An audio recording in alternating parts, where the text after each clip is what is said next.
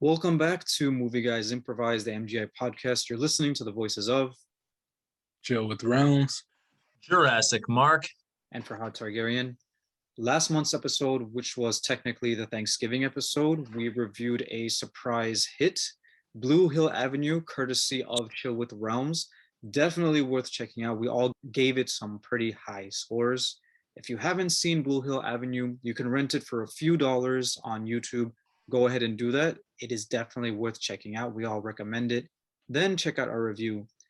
This episode is technically the Christmas episode because we are now in December and it's an anime. We chose the first three episodes of an anime, which I will hold my tongue on. JM, this was your choice. Tell us what this is, why you chose it for today.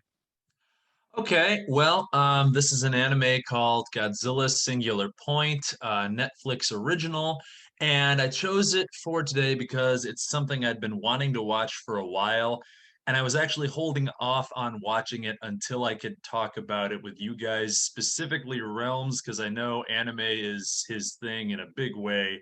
So, but I've been looking forward to that perspective. As far as the plot goes, we only watched the first three episodes, but essentially condensed into like one sentence. It's set in the year 2030 in Japan, where for reasons that are not made clear at this point in the story, there's been a plague of giant monsters, most notably these big pterosaurs called Rodan, which have been attacking the countryside. And there seems to be some sort of involvement with this mysterious abandoned mansion. And there's also a crazy guy who built a punching robot, which, seems to be a pretty common occupation in anime world. So, if I'm not mistaken, so it looks like we're off to a good start in that respect. But yeah, this is the second attempt at making a Godzilla anime project. The first was a series of feature-length movies you can also find on Netflix. I think those are pretty bad, to be honest, speaking as a big G fan. So thus far, this is better, but I'm curious to hear your thoughts. Definitely. And I thought this was pretty good.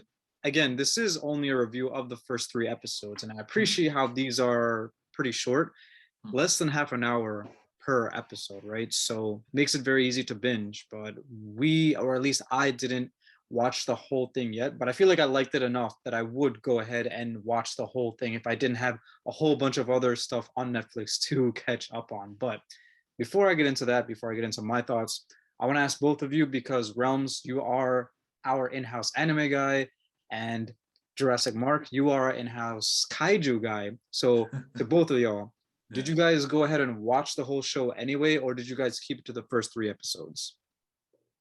I might have watched up to the fifth episode, actually. All right, all right. See, I was trying to be disciplined. I wanted to watch the rest, but I made myself stop after episode three, even though episode three ends on a pretty tantalizing note. But no, so I've only seen the first three so far. All right, awesome. And you also said this was a blind watch for you, right? Like you hadn't seen this until you nominated for this podcast. Yeah, I mean, I'd heard things like on Facebook. I knew a couple of plot details and like minor spoilers, but yeah, this was a blind watch for me. Same here. Okay. So, as far as Netflix original animes go, this was better than the last one I saw. Realms, you're familiar with The Devilman Crybaby? Familiar with it, but I didn't watch it. I watched that a few years ago, and while that was a good show, it was very, very depressing. It was very dark, and it was so depressing I didn't feel like watching it again. But it was a similar format where each episode was just about half an hour long, and I would say that Godzilla Singular Point is at least a step up in terms of the actual animation, like the animation quality, or maybe Devilman Crybaby was purposely animated the way it was. I liked the art style of this anime. That's basically what I'm trying to say. So the last time I saw a cartoon based on Godzilla, I cannot remember if Godzilla was the villain or the hero of that story. It was a show back when I was a kid, I think in the 90s or early 2000s, like on Fox Kids or whatever. I don't even remember what the cartoon was. Jam, you remember? That was Godzilla the Animated Series, if I don't miss my guess. That came out after the 98 Godzilla movie, the American one. Yeah, it was a tie-in. Got it. Okay. But Yeah. in that movie, Godzilla was the villain, right? He wasn't the hero. Yeah, in that movie. And then I think in the series that was like technically his son who becomes like the hero. But Oh, okay. yeah, that's one of the things about Godzilla as a character. Like, he's one of the few franchise characters out there who's, that everybody is at least aware of, who's constantly jumping between being the hero and being the villain. Like, if they make a new Superman movie, it's a pretty sure thing he's probably the good guy. And if they make a new, like, Nightmare on Elm Street movie, Freddy Krueger's the bad guy. But if they make a new Godzilla movie, I genuinely don't know. Is he going to be the hero this time? Is he going to be the villain? Who knows?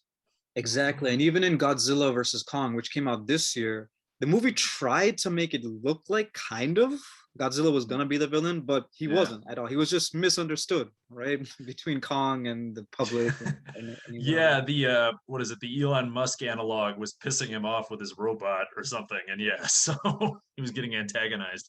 definitely. So the only movie series that I can think of where the main character flips between villain and hero is Terminator, where the Arnold Schwarzenegger Terminator in the original, he was the villain, but in every single one after that, I think he was the hero. That's the only other time I can think of.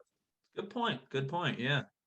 So with Godzilla Singular Point, I actually didn't even know until I was started reading about it on Wikipedia that this takes place in the near future. It takes place in 2030, which, as far as the show goes, is not that different, right? Everybody is still using smartphones, everybody's still driving cars. As far as we can tell so far, 3 episodes in, right? But the biggest thing that I can think about now that we're mentioning like when it takes place is that AI. It's that little itty bitty AI. I forget what it's called. It was created by Yun Arikawa, who I guess is the main character or one of the main characters, right? He created a AI called Narataki. I'm sorry if I'm saying that wrong, but May, who I think is the main character, renames it Pelops, who was the name that was the name of a dog that she had when she was a little kid, I guess. And that it's a very advanced AI, and it has its own personality, and I like it. I like that because I can't think of a lot of AIs in fiction that are their own characters. The closest one that I can think of is Jarvis from Iron Man 1, 2, Iron Man 1 and 2, because after that, Jarvis becomes Vision in the Avengers Age of Ultron movie. So that AI was a character. And there aren't a lot of AIs that are like their own characters as far as I can tell from what I can remember. But this Pelops thing is cool.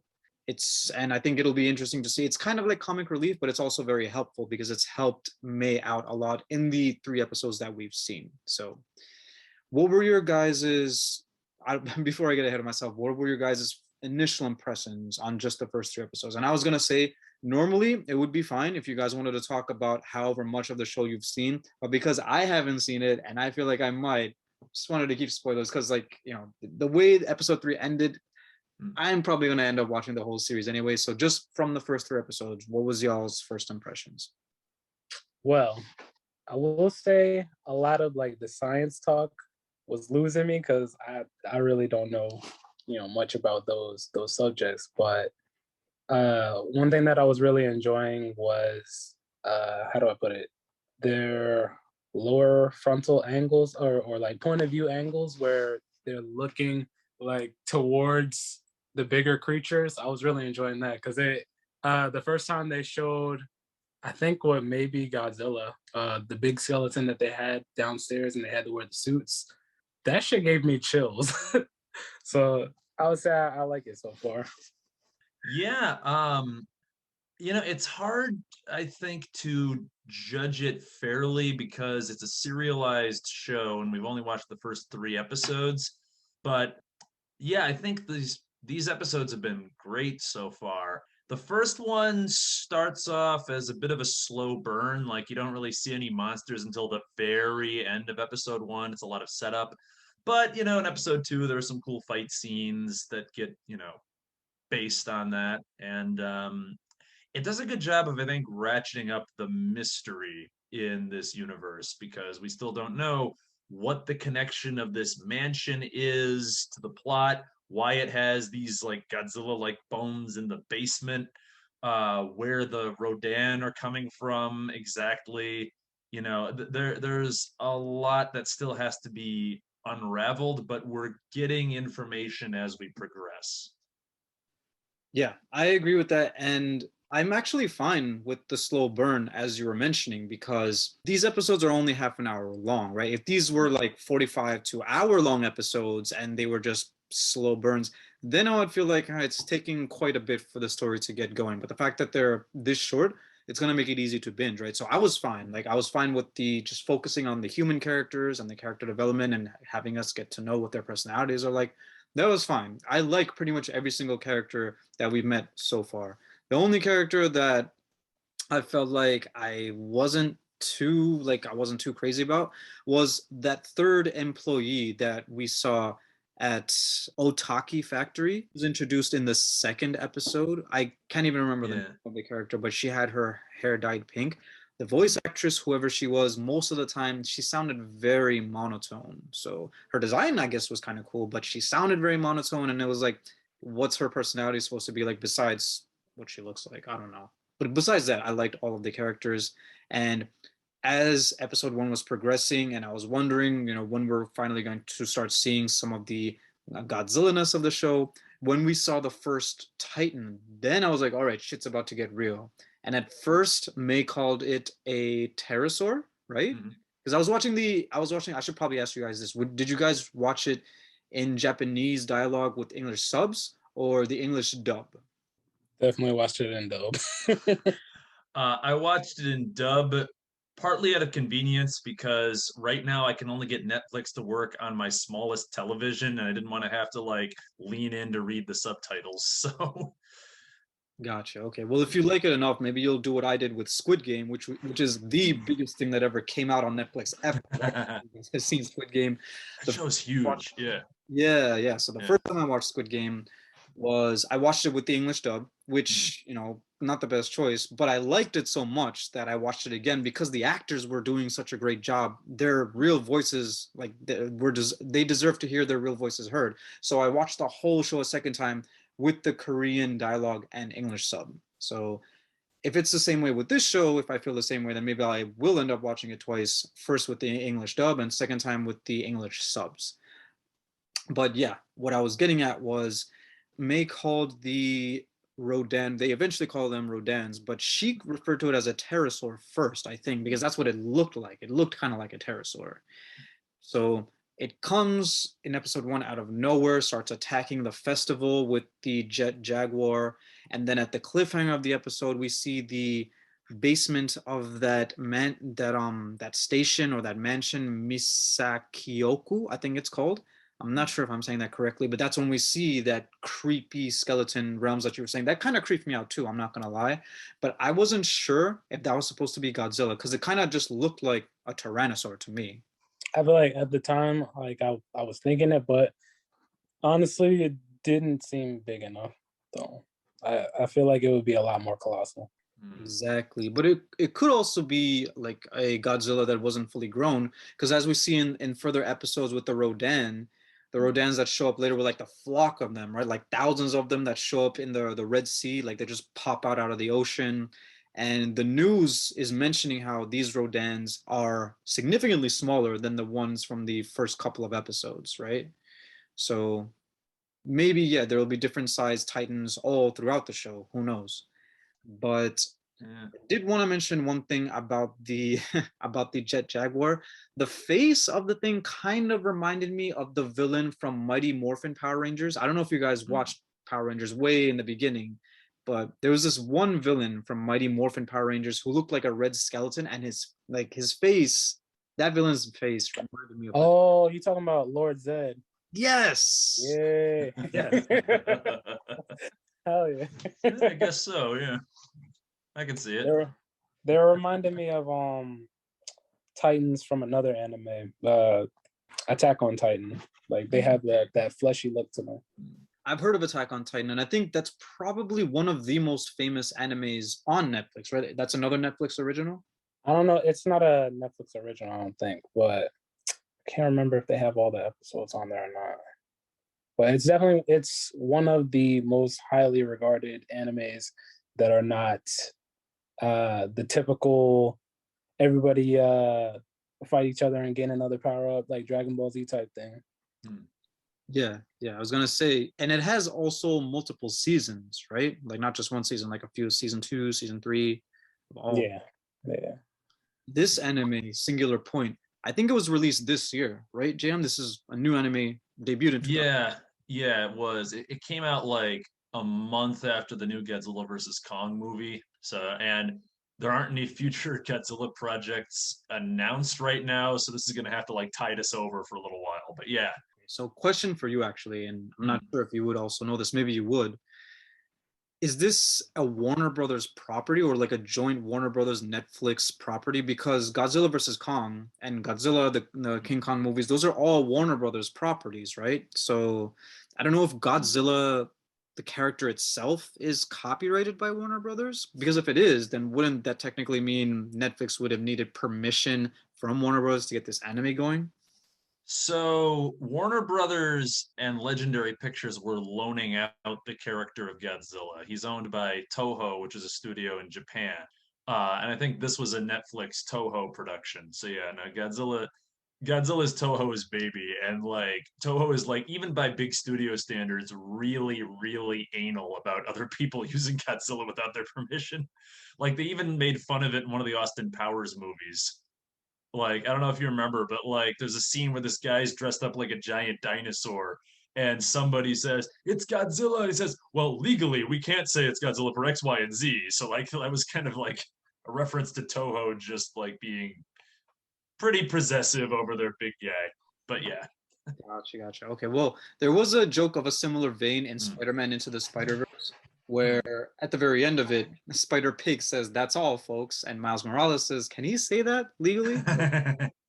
That is another movie that we reviewed earlier on in this podcast, but more on that later. So, getting into the nitty-gritty of this, I just want to say the mustache guy. I don't remember the character's name. I'm sorry. The mustache guy who works at Misakioku, who kind of hired May for a day. I don't know if I trust this guy. I don't know. I feel like he might be up to something. We don't see anything in the first 3 episodes, but he's the one who took his other employee, the guy who wears the suit. They all wear Yeah. suits, but, one of the guys who wears a suit took him into the basement to show him that giant skeleton. Yeah. I feel like he knows more than he's letting on. I'm just saying. Well, not only that, but like there seems to be some sort of connection with the broadcasts coming out of that building and like the sounds the Rodan have been making. You know, like that's I think that's one of the things that I'm trying to remember the character's name. Yun? Yun kind of establishes early on, like, hey, you know, that Rodan call sounds familiar. I thought I heard something like that in the mansion. Yeah. So yeah, so something's going on there.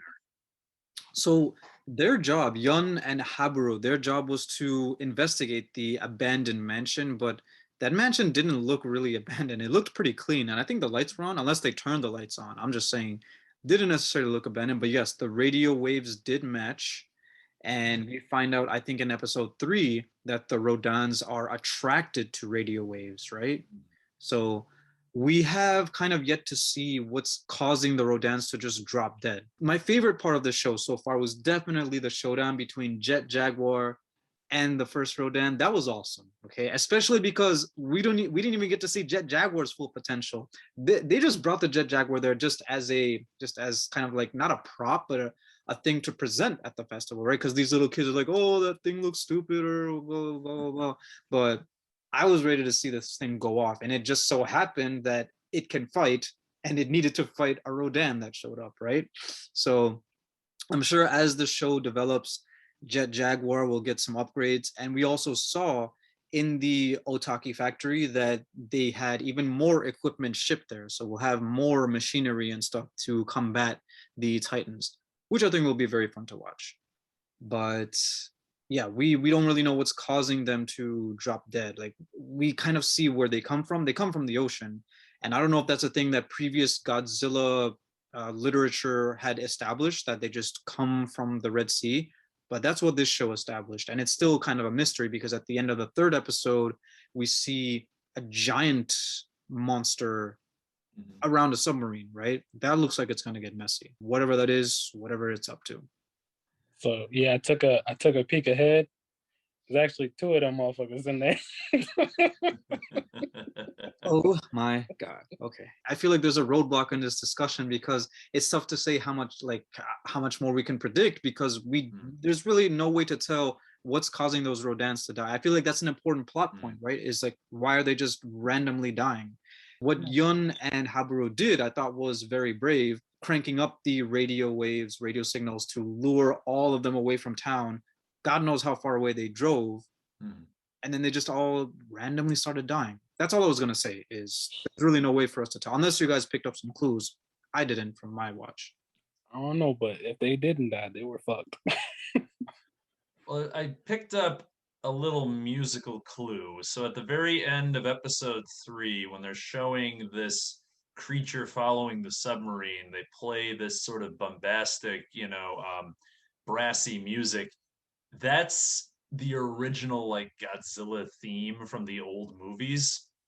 Like it's in almost all of the live action movies. So I'm like, oh, okay, big guy. If that wasn't him, he's probably in the neighborhood, would be my guess. So That's a cool Easter egg too. That's technically an Easter egg, and it's a pretty yeah, cool. there were a lot of Easter eggs. Like there was a reference to there's one, and I'm sorry, forgive me, I'm gonna just go off a little bit. But like there was an episode where Maze and her AI pal are like doing research and they pull up this poster of what looks like a giant reptile destroying a city.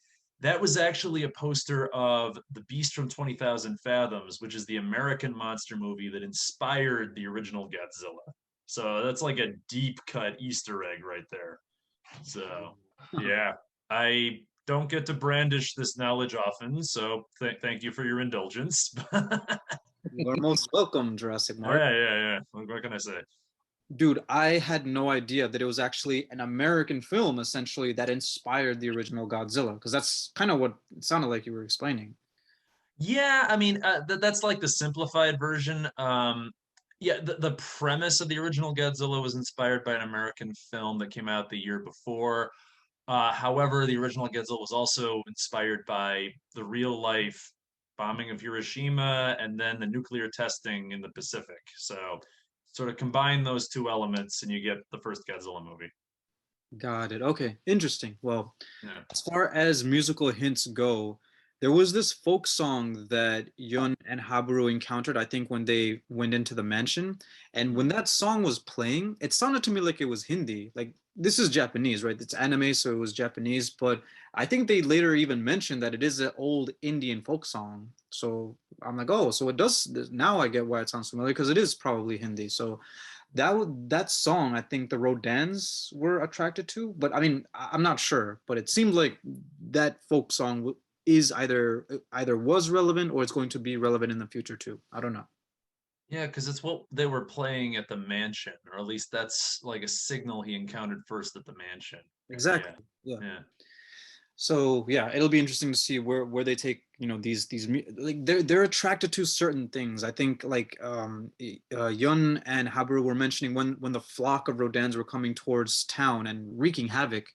He was saying that they're attracted to electrical something. I don't remember exactly what he said. He said like put your phones away or put your phones on do not disturb or something because they're attracted to that. And we see that that's kind of the case, right? So they probably don't fully understand it yet either. What I'm trying to say is we don't really have enough material to have much to even guess on. Like it was entertaining for sure, but we kind of have to just keep watching to know more about what is going on. I mean, it's a whole season of a show, right? Like how many episodes is the season? Do you know? I think it's like 13 or something. Okay. Yeah. One thing that I did not like, not this isn't really about the show, but it's just something someone said in the show that I didn't like, which was in episode 2, when it's the aftermath of what happened at the festival, Jet Jaguar versus the first Rodan. The newscasters are all discussing amongst themselves, like, oh, these guys are heroes, they did the right thing. And then some guy says they should have waited for the police. What the fuck would the police have done? If you really wanted the police to, if you wanted them to do nothing and wait for the police to come, how differently or how much more successful do you think that would have been? And I'm just pissed off that a character said that. I mean, it makes sense that a character said that. I'm not like mad that they included that in the show. It makes me mad because people in real life will also say stuff like that. I mean, although then again, in real life, there are no Rodans and Godzillas as far as we know, right? There are no Titans.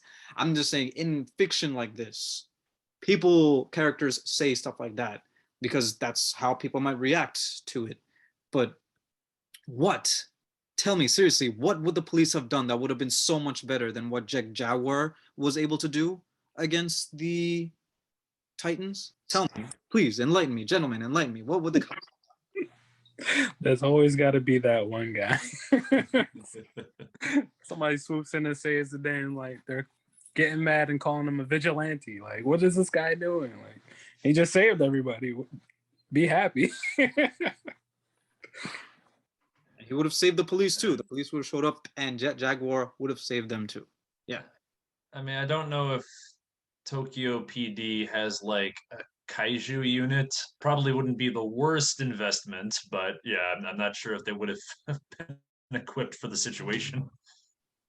Maybe further on in this show they will eventually. I don't know. I mean, the more I talk about, Who knows? I'm just interested to see what's gonna happen next in this show, right? But again, not much for us to go on so far, but I liked what I saw.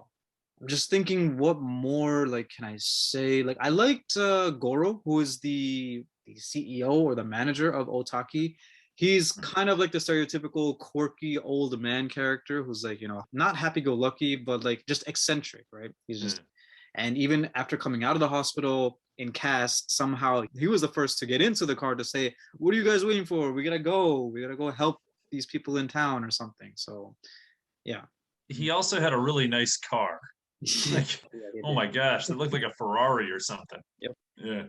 It was a very nice car. I mean, I guess Otaki Factory is doing well for itself since, I mean, they must have investors or something if they just had a shipment of new equipment, right? So it'll be interesting to see what goes on with Otaki next as well. Another thing that either May said or Palop said was something about the multiverse or other universes in terms of where are these Titans coming from. And unless they just mean a universe where things just don't look the same, universe with like galaxies and planets and the planet Earth and stuff, unless they just mean by that, they mean like an alternate dimension, then it's like, okay, if that's what they mean by alternate universe, then it's like, okay, that's where they're coming from. Like they're being transported from a different dimension where these beasts exist. If that's not what it is, then I'm not entirely sure yet. I'll just have to wait and see what this show has in store. May's degree is pretty bizarre. Like what she says what it is at some point, like a fantastical biologist or something. Like it's this gloriously stupid made up subject that I love. Like I just believe in creatures that hypothetically could exist, or I study creatures that might exist in some reality. So yeah, it's pretty out there. I am glad you said that because it was too convoluted for me to even remember to mention. But yeah. Speaking of that scene, the blonde dude that she was talking to, I'm not sure if I trust that guy either. I don't know, because he came to her because of the professor that he works for. Like he said that this professor overseas wants to hire her. I don't know. There's just something about him that I feel like I don't trust just yet. But if we're on the topic of May, I wonder if they're going to develop a romance between either her and Yun or her and Habaru, because her and Habaru, they went to the same high school, right? They mentioned how like when they met for the first time and they were riding the motorcycle together, they were reminiscing about how they used to know each other. So maybe something will brew there, who knows? And also that tiny little flower in the cube, that could also be something, right? But there's a lot of setup going on, which there should be 3 episodes in, right? We'll just have to wait and see. So, and there's also Goro talking about SETI. I mean, he kept calling it what, SETI or Shady? He was saying it Shady or something, yeah. Yeah, but he was saying that there might be a connection between Misaki Yoku and the broadcasts or whatever. So, which could be SETI, which is UFOs, that's aliens, that's different planets, which is totally different from different dimensions. So, there's a lot that they're throwing around here. We'll just have to wait and see, I guess. Again, because it's only 3 episodes and these are only half an hour each.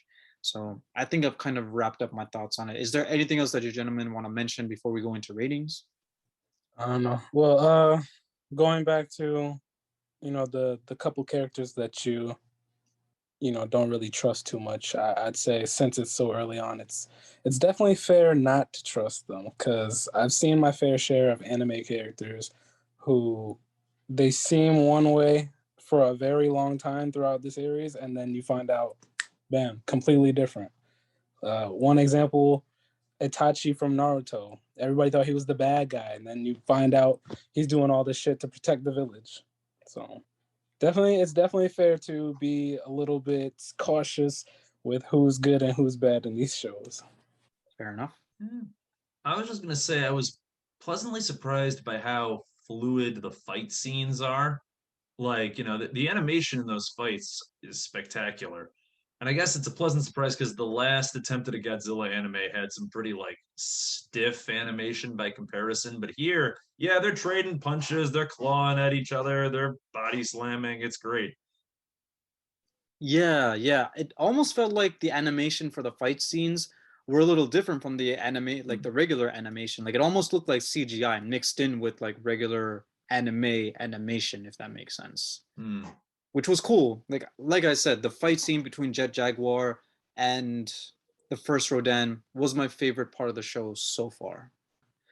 All right, gentlemen.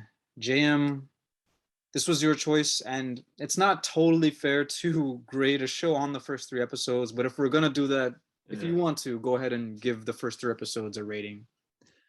Yeah, so just for the first 3 episodes, I'd give them a rating of 8, I'd say. Again, it's hard to evaluate a show, particularly a serialized show, based only on the first 3 of like 13 installments, but they were 3 well-constructed episodes. They showed a lot of promise, and I hope the rest of the series delivers on that promise.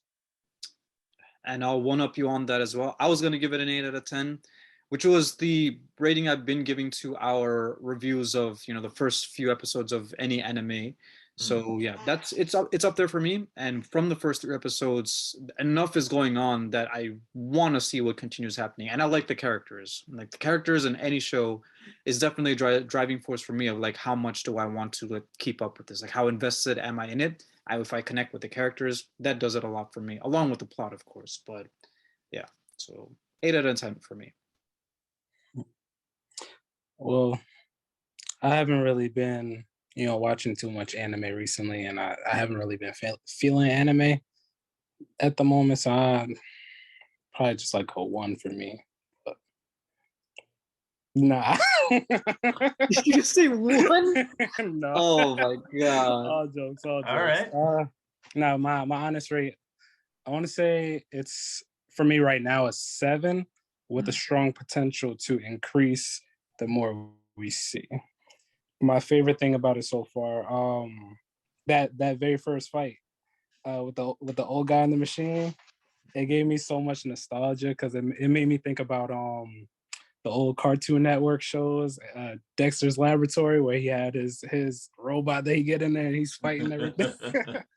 So I really enjoyed that. But yes, 7 with a strong chance of getting even better. Realms, you really had me there for a moment because I'm just trying to imagine Realms without anime, like for any length of time. So true. I mean, hey, a lot of anime fans like we'll be watching it so much we just need a long break from it, and then we just come back in and binge it even more. I almost couldn't hold that one though. I kept the straight face for as long as I could. Oh man, like remember when I was telling y'all about how 4 out of 10 is the lowest anybody's ever given a score to anything on this podcast.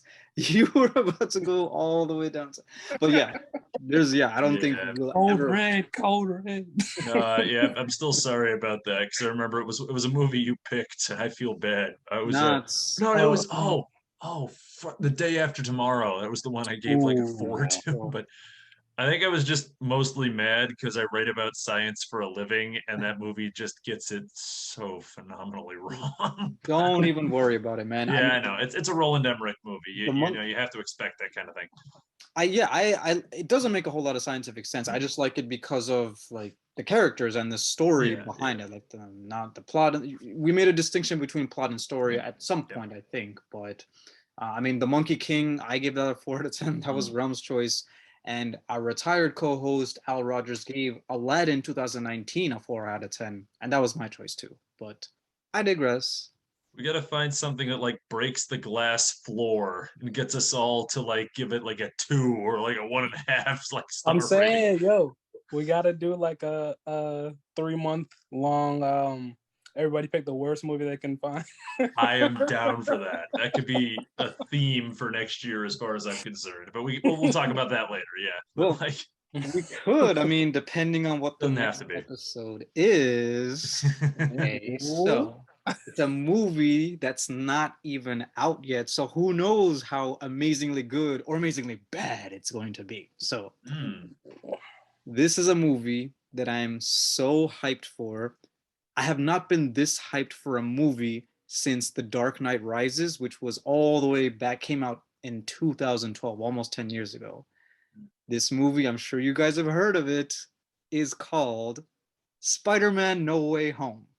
Oh Lord, bro. All right, all I right. still haven't. Wait, the new one?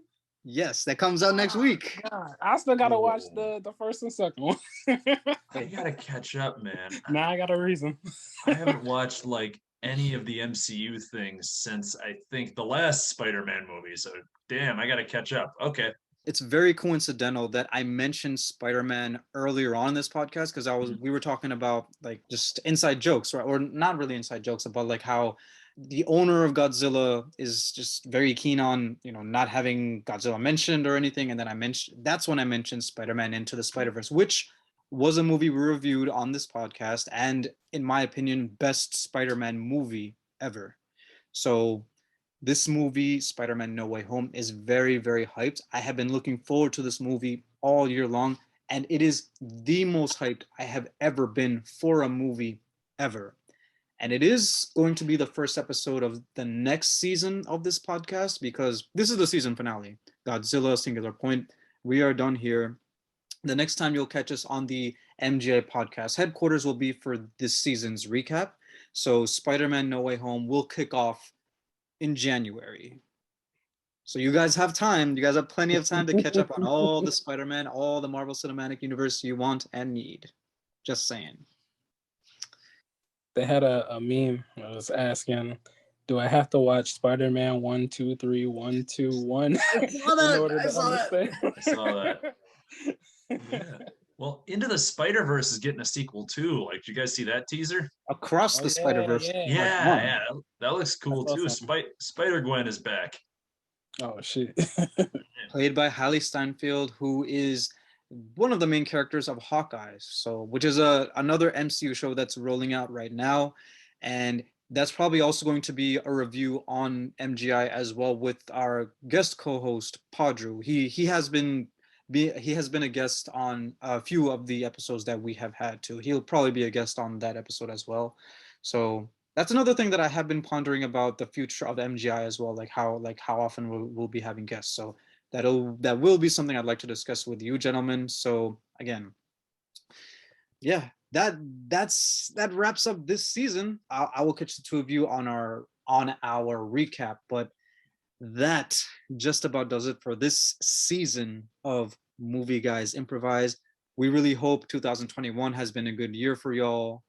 We've been listening to the voices of Chill with Realms. Jurassic Mark. and Faerhad Targaryen. Catch us again just on the recap, then catch us again next year for Spider-Man No Way Home's review. The movie comes out next week, but catch us next year for the MGI review. Peace out. We out.